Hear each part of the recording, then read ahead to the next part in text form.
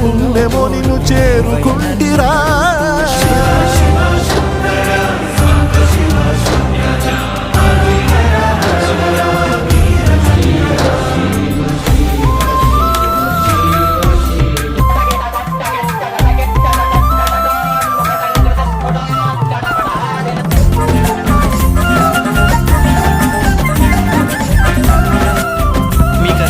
చిటికలో మాయమైపోవాలంటే సోమవారం రాత్రి ఈ ఒక్క శివ మంత్రాన్ని వినండి. సాక్షాత్